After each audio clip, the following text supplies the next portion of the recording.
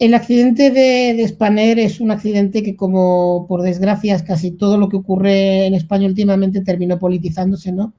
Y cuando una cosa de esta se politiza, pues malo, ¿no? No me quiero pronunciar sobre documentales o tal, pero sí te diré que no conozco un solo documental que diga, que explique de una manera objetiva lo que realmente ocurrió. Todos se van a un lado a otro.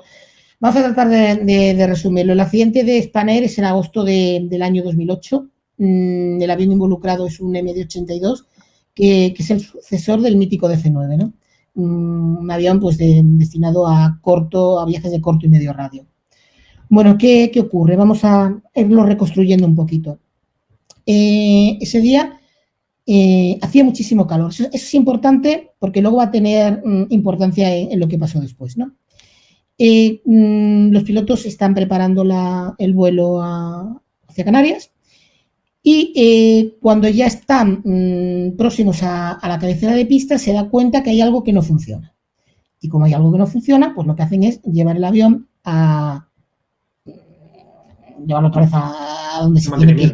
Sí, mantenimiento para que los operarios de mantenimiento determinen qué es lo que está pasando. Bueno, ¿qué es lo que pasaba en ese avión?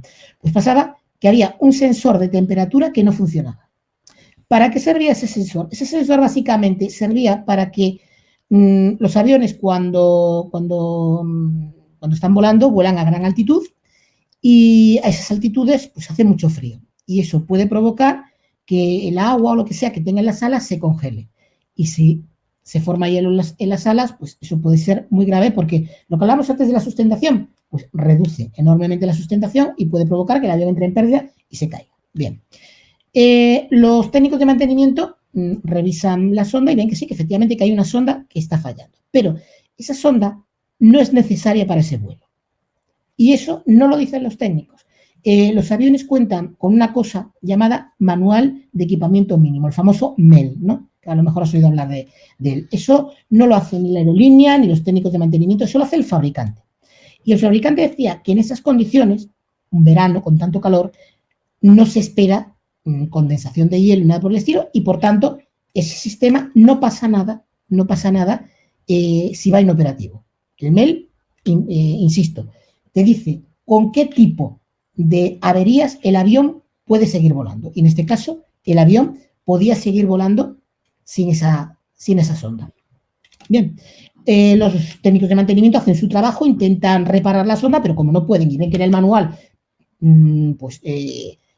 se permite volar con esa avería, pues informan al comandante, el comandante decide despegar, y bueno, pues el avión pues se le da el ok y rueda ya para la cabecera de la pista para proceder al despegue. Bueno, ¿y entonces qué ocurre? Ocurre que, por la razón que sea, yo ahí no voy a entrar, los pilotos no configuran adecuadamente el avión para despegar. Y como no configuran adecuadamente el avión para despegar, pues cuando empieza la carrera de despegue, empieza el avión a elevarse, llega la rotación y en ese momento pues empieza a sonar una alarma. Empieza a sonar una alarma de entrada en pérdida. El avión no es capaz de mantenerse en el aire, no es capaz de generar sustentación. El primer oficial, ¿qué es lo que cree? Y de hecho así lo expresa así vienen las transcripciones de la caja negra. Cree que están ante un fallo de motor. Como creen que están ante un fallo de motor, ¿qué es lo que hacen? Aplican el procedimiento para fallo de motor, porque un avión, un bimotor, con un motor fallando puede seguir despegando. El avión no se va a caer porque falló un motor. Pero claro, no era un fallo de motor, era otra cosa. Era que no tenían los flaps y los slats desplegados. El avión no estaba bien configurado para el despegue.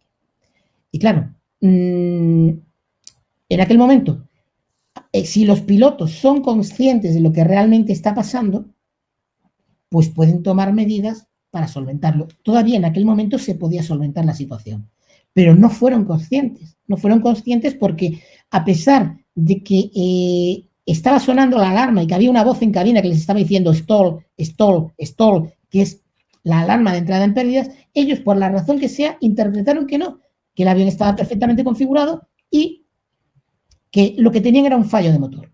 Y aplicaron el procedimiento de fallo de motor, no el procedimiento de stall. Si hubieran dado cuenta que el avión estaba entrando en pérdida, pues a lo mejor A lo mejor porque es que tampoco es algo muy seguro porque estaban a tan baja altitud que el margen de maniobra es muy escaso, ¿no? Pero a lo mejor hubieran podido bajar el morro, que es el procedimiento en caso de pérdida, desplegar flaps y slats y a lo mejor el avión se podía haber salvado. Insisto, a lo mejor no es imposible determinarlo. El tema es ese. Pero ¿qué pasa aquí? Que decimos lo del tema de las capas siempre de seguridad, ¿no? Tú puedes preguntarte cómo es posible que algo tan básico como es una configuración de despegue y que no haya ninguna alerta que le diga a los pilotos, oye, que habéis configurado mal el avión. Pues es que ese es el tema, que sí que la hay. Hay un dispositivo que se llama Take-Off Warning System, TOWS por sus siglas en inglés, que advierte con una especie de sirena bastante estruendosa a los pilotos de que el avión no está bien configurado. Eso suena en el momento en que se aplican los aceleradores y se pone potencia de despegue, pero por alguna razón no sonó. ¿Y cuál es la razón por la que no sonó? No se sabe. Al menos eso es lo que dice el informe oficial. No se puede determinar la razón por la cual no sonó el TOWS. Se dice que es posible que el sistema de la sonda famosa que se desconectó y el TOWS estuvieran en el mismo circuito y al que dejar inoperativa una, se dejara inoperativo el sistema de alarma. Eso es lo que defiende la Asociación de Víctimas del accidente de Spanair para, de alguna manera, responsabilizar en última instancia a Boeing del accidente, ¿no? Pero el problema es que no se ha podido determinar de una manera técnica que realmente sea eso. Lo que se sabe es que los pilotos no configuraron bien el avión, cuando sonaron la alarma no supieron realmente qué es lo que pasaba, lo confundieron con otra cosa y el curso de acción que siguieron a partir de ahí fue erróneo y por eso el avión pues se estrelló con las consecuencias que todos conocemos, ¿no? ¿Tenía sentido que los pilotos interpretaran que era un fallo de motor? Desde mi punto de vista, no.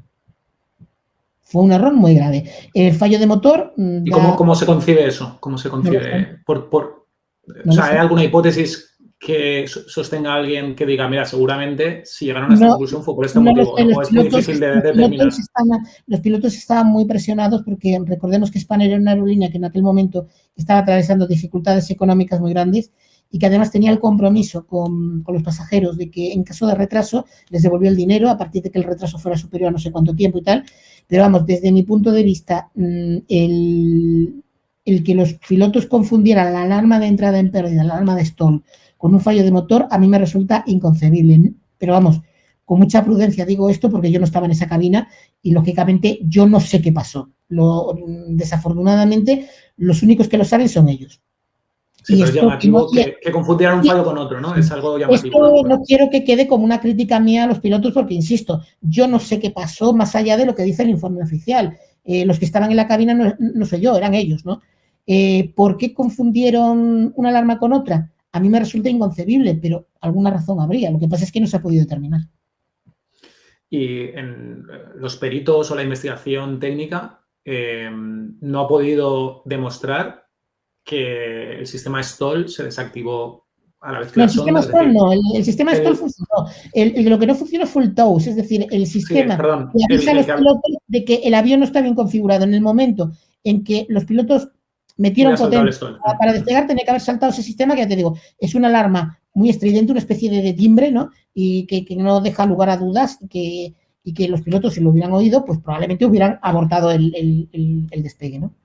Porque visualmente se podía ver que los flaps no estaban correctamente. Eso, hombre, lo puede ver. No te avisa el panel de control, no se comprueba visualmente, evidentemente. O sea, igual estoy diciendo una obviedad, pero que si falla el sistema, no lo puedes. El problema ahí es que hubo una serie de fallos, de errores humanos, ¿no? Una concatenación bastante grande. Los pilotos tienen una lista de verificación, unas checklists que tienen que ir tachando todas las cositas que se tiene que hacer en cada momento. Y la configuración de flaps es algo que se tenía que verificar hasta en 3 ocasiones. Pero es que tenían tanta prisa los pilotos que es que iban prácticamente recitando de memoria la lista de verificación sin realmente verificar los pasos que estaban diciendo, ¿no? Eso se ha comprobado por la caja negra, ¿no? Que fue así, ¿no? Sí, se ha comprobado por las conversaciones grabadas de los pilotos en el registrador de voz que a la velocidad que iba era imposible que realmente estuvieran verificando ya te digo, fue una concatenación de errores humanos por parte de los pilotos tremenda, ¿no? No solamente que no supieran identificar la alarma de entrada en pérdida, esas prisas, esa falta de verificación, cuando está totalmente prohibido, ¿no? Las checklists están para eso, las checklists se tienen que verificar y, bueno, pero es que quedó acreditado al escuchar la grabación que iban a tantísima velocidad que era materialmente imposible que pudieran estar recitando lo que estaban diciendo y realmente verificando que estaba ok ese paso de la checklist, ¿no? A raíz de este accidente se modificaron las checklists para realmente hacerlo todo de otra manera, pero realmente fue una concatenación de errores humanos bastante seria. Yo el ejemplo que pongo a veces, y yo sé que a muchos les molesta un poco que se diga esto, ¿no? Pero es que es la realidad, ¿no? Si tú tienes un coche que te avisa cuando no tienes puesto el cinturón de seguridad con una alarma auditiva y por alguna razón esa alarma no suena, tú lo que no le puedes decir a la Guardia Civil cuando venga a multarte, oiga, la culpa no es mía, la culpa es del fabricante porque no ha sonado la alarma, ¿no? Yo creo que las listas de verificación estaban lo suficientemente determinadas, te digo, hasta en 3 ocasiones, para que los pilotos realmente hubieran verificado que no habían desplegado flashes, ¿no? Que sí, que se entiende, que son humanos, que tenían unas prisas tremendas por la presión que estaban recibiendo de la compañía, pero lo que pasó fue realmente eso, concatenación de errores humanos por parte de los pilotos. En algún momento se ha querido de alguna manera inculpar a los TMA, a los mecánicos de mantenimiento. Uno de ellos fue incluso a juicio, se le llegó a acusar de homicidio involuntario y, bueno, salió absuelto porque realmente se determinó que ellos no tenían culpa de nada, ¿no? Ellos habían actuado con todo su celo, con toda su profesionalidad y habían hecho lo que el fabricante les decía que había que hacer, que realmente ese avión no necesitaba esa sonda para volar. En el manual de equipo mínimo, en el MEL, decía que no hacía falta y ellos pues dieron el ok porque no hace falta.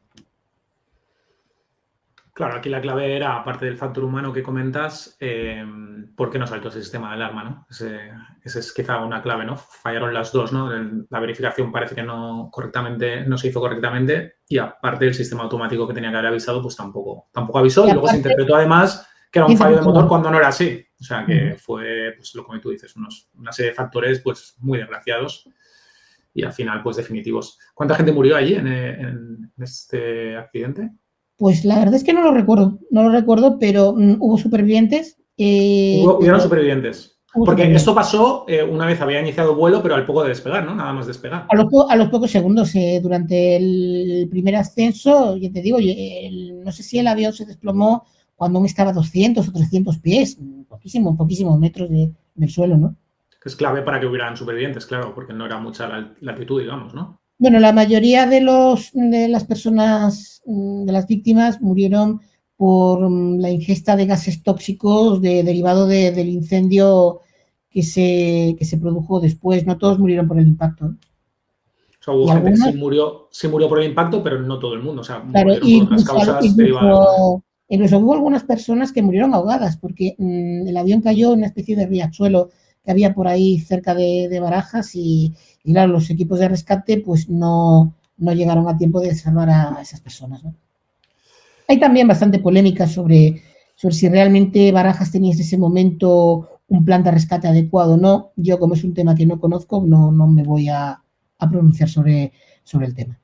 Sí, pero como bien has comentado al principio, siempre hay muchos aristas en estos casos, ¿no? Siempre se dan muchas circunstancias desgraciadas para que se acabe convirtiendo en una catástrofe, ¿no? Claro, esa es la clave que yo creo que tenemos que tener muy presentes, ¿no? Los accidentes aéreos cuando ocurren, que ya digo, son muy escasos, desde ese fatídico día no he vuelto a ver un accidente mortal en España, ¿no? Cuando eso ocurre, no ocurre porque falle una cosa ni fallen dos, fallan muchas cosas. Chain reaction, baby.